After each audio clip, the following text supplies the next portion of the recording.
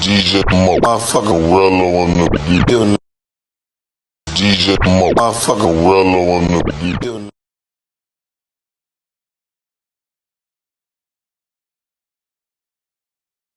It's your boy DJ Rello. Today I got a special guest with me today, cancer survivor Nekeeya Chandler.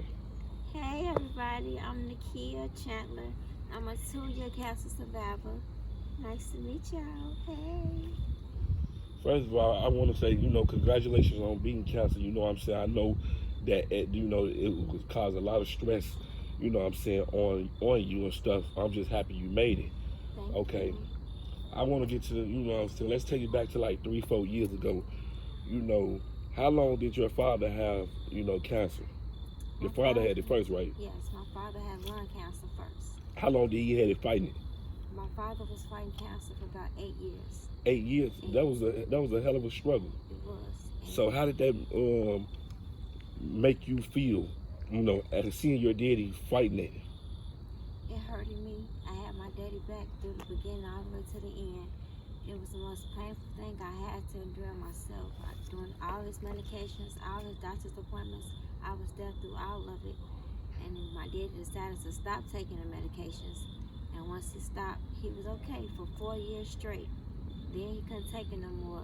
He decided to start back on these medications. Within 8 months, March 26, 2017, the worst day of my life, I lost my father to lung cancer. So why do you think he stopped taking it? The medication made him sickly. Like he wasn't feeling well at all, and it was painful. So he just wanted to just, how Corey. Everybody know how Corey was, the most strongest person. Corey didn't take nothing from nobody. He didn't want no medications. He was strong, the strongest man in this world, and he didn't take the medicine. He didn't want to. I guess he got tired of it because, that takes a toll on people, Some people can handle it, but going through the chemo and chemo and chemo and chemo, that takes a toll. You got to be a strong person to take it. So, what was your last conversation with your father before he died, before he passed? The last conversation with my father, he finally told me he was only taking the medications for his kids. You said for his kids? Yes. For y'all? He did it for me and Nekeeya. Yes. Because the doctors was telling him he'd be here longer for us because the medicine, without taking the medication, it was eating him up even worse. His teeth started deteriorating. He was losing a lot of his weight.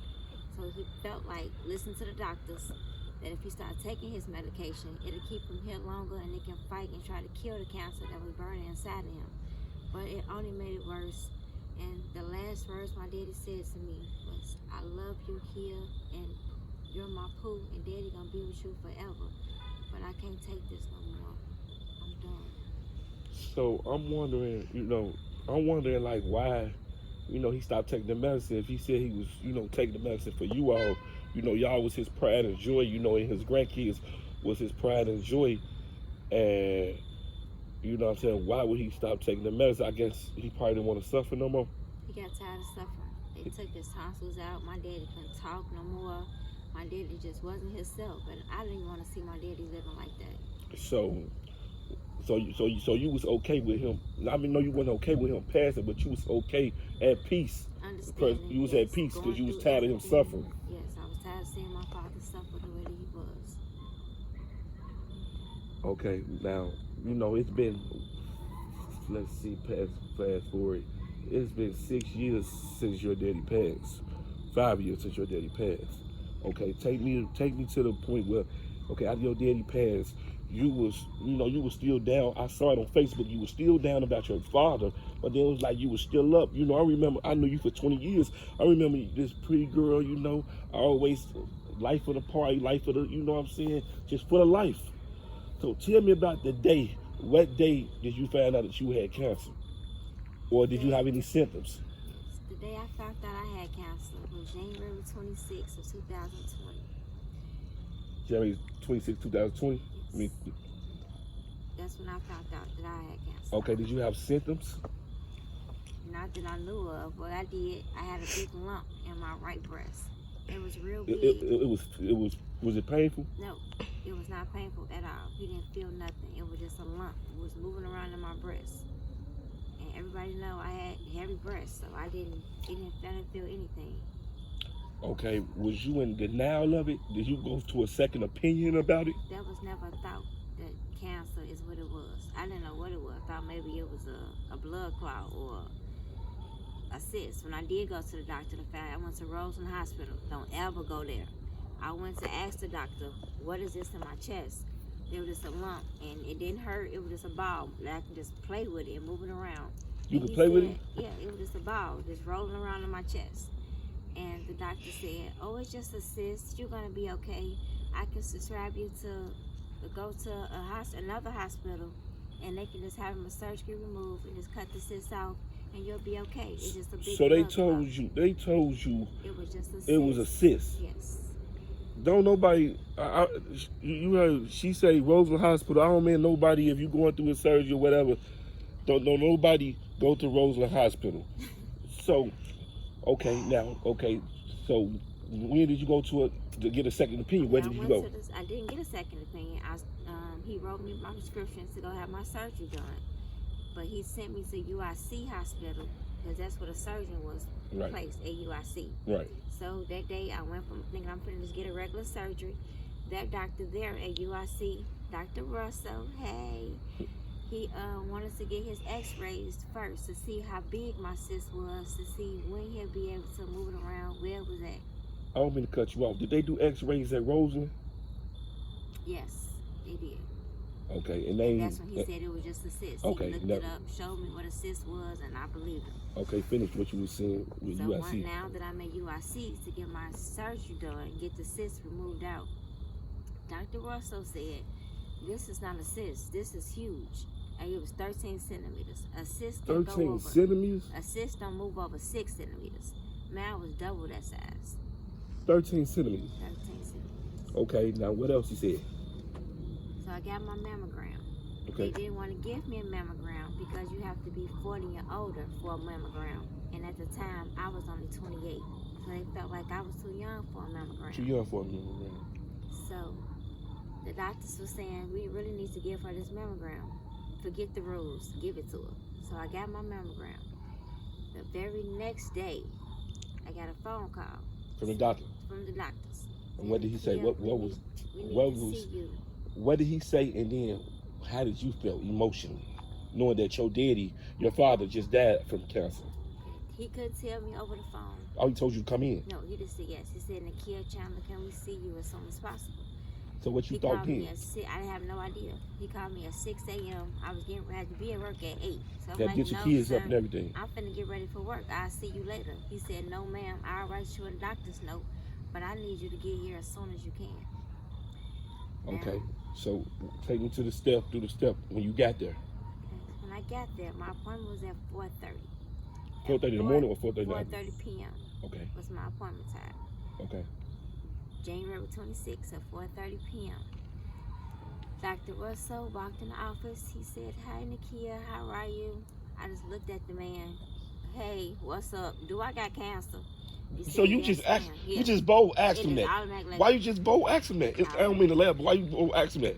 I just a thought, like, what else could you want me for? It's not a cyst. What else could it be? Just, is it cancer? I don't want you steady speaking to me. Stop talking. What is up? Is it cancer? He said, yes, Nekeeya, you have stage 3 breast cancer. Stage 3? Yes. So it wasn't stage 1, stage 2, it was stage 3. Stage 3. Okay, now, when he told you that, what was your reaction? F life, I'm up, I'm finna go. And I walked out. So, you said, at that moment, you said F life. What about your kids? What about your mama? I wasn't thinking about nothing and nobody but cancer. And I was the thoughts in my head, I'm finna die. I don't want nothing. I'm not taking no medications. Going through and seeing what my father went through, I didn't want no medications. I wasn't gonna do it. But I don't mean to, take from that slip, but you was like, with you had kids and your mother, you had just lost. But I understand how emotional you was. You know what I'm saying? So okay, now, what was the next? What happened next? Like, did you go tell your mom? Who did you tell first? The first person I called was my mother. How did that conversation go? Ma, I got cancer. What did she say?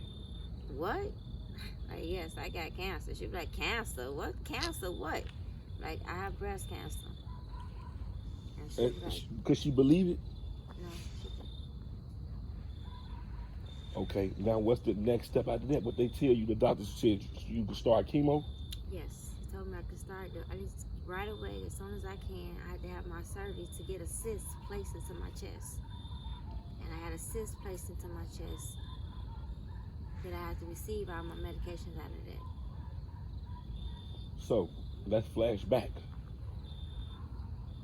You know, you taking your medicine and all that, you going through chemo. How tough it was for you to go through chemo? It was painful? Yes, chemo is terrible. I get chemo on Thursdays. Every Thursday I got my chemo. I wouldn't wake up till Monday. You wouldn't wake up till Monday? I would sleep You would all the way through. They had you sedated? No, I would go home afterwards. But yes, that medication. So where was your kids at? They was at home with you? Yes, but my mother was right there at my side. Every step of the way? Every step of the way. And my favorite neighbor, Shanice, was there right at my side. Like, they made sure my kids ate, they was fed, bathed. Thank y'all. So, okay. Now, how long did they say that you had to take chemo? I did 52 rounds of chemo, and that was a total of 6 months. 6 months? Yes. So, after the 6 months, did they say it was going to be gone, or? They was going to try their best to kill it, but my surgery was major. Giving the chemo was only to shrink the tumor down some because it was so big. So, after the 6 months, when you got to the 6 months, how was it gone, or was it? It wasn't gone. It was just smaller now. Okay, so that was progress. That was good progress. That was progress, yes. And you know, through the chemo, you had to get your breast amputated, right? Yeah, once I finished my both chemo, of them. Yes, but it was only mandatory to get one amputated. So why did you get the other one? What I'm gonna do with one titty? Yeah, you right. No, it's no. Both of them gotta go. They almost took my life. Bye. Damn, like that, don't you? Just like you ain't had no think about it. The doctors were saying like, oh, we can get you to look fake. No, nothing about me is fake. I don't want no fake titties. Just thoughts of feeling titties, looking at titties, seeing titties. I don't ever want to look at a bra in my life. I don't want anything. No. You strong. I'm gonna be honest with you. You strong. So so after 6 months they shrunk it. So what did they do next after the chemo? After the chemo, I had to get radiation. Radiation just burned that section in my chest so that they can make sure that everything inside of me was how long you had to do that? And I had 7 weeks of every day of chemo, of radiation. How long you had to do that? 7 weeks. 7 So after the 7 weeks, what happened after that? Was it gone? Yes, everything was burnt out and it was so gone. What day was it gone? The day that my cancer was gone, I want to say like November 23rd. That you went into readmission? I went into readmission, November 23rd, of what? 2021. Man, you a strong woman. You a strong woman. Strong woman. Like, so after that, so what's life been like after that? You know what I'm saying? Because it's been a year almost. Yes. You a year removed from, surgery and everything, cancer. You a cancer survivor. It's a blessing. My hair, finally got some edges. My hair coming back. I ain't got no titties no more, but my hair back. And I'm just as healthy as I was before I got into this situation. So how do you feel, though? I'm saying, how do you feel going through that? I'm happy. I'm blessed. And all I can do is just thank the man above. I finally did it. And it's over with. That was the worst I could ever go through. And I did it, and I'm done. And I'm cancer free. Do your shit, kid. Do your shit. So when it first happened, you was like, man, you just didn't think about your kids or nothing. But now you glad you went through it because your kids needed you. Your son right here, your daughter, and your mother. Like you said, shout out your mama. She was there every step of the way, for sure. And you know that was your daddy above that was guiding you through that. That was guiding you through that, saying, Kia. I know those days that you was like, you ain't want to give up, but I know he was saying, Kia, don't give up. You got this. You got this. You got this. I see on Facebook you got hella support. And I'm glad that you was able to overcome that. I'm glad. What would you say to somebody that's going through what you went through? Don't give up. Get that medication. Stay strong and pray about it. Know God got you. So what are your plans now that you're cancer free? What are your plans? I know to live your life, but what else? I know you have goals. Remain cancer free and just live it. All we can do is just pray. That's and why live life as you live it. What could you do?